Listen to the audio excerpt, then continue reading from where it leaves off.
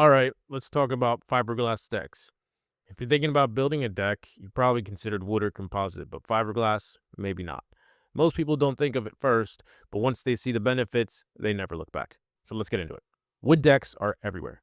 Pressure treated lumber is cheap, easy to work with, and familiar. Frame it, lay the boards, screw them down, done. But here's the thing, wood is organic, and that means it moves. It expands and contracts, soaks up moisture, and eventually it rots. Yeah, you can seal it, stain it, and baby it every couple of years, but let's be real, who actually keeps up with that?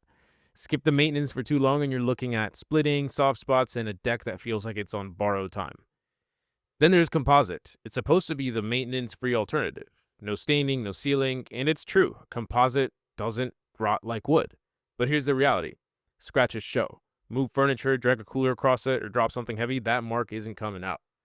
And fading also happens. UV exposure dulls the color, and no, you can't just restain it like wood. And then heat.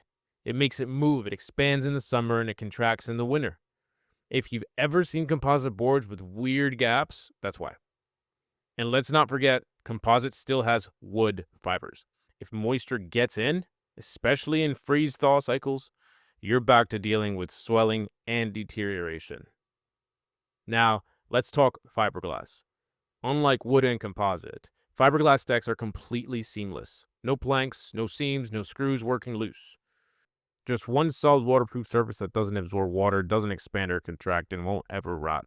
It's got zero water penetration, so that means it's completely sealed, no soft spots forming over time. It's got no movement, so weather changes, no problem. Doesn't expand or contract like other materials. And it's got rock solid strength. That means it handles heavy foot traffic, furniture, whatever else you throw at it.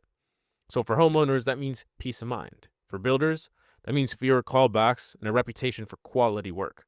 Install it once, and it stays done. So, who should be choosing fiberglass?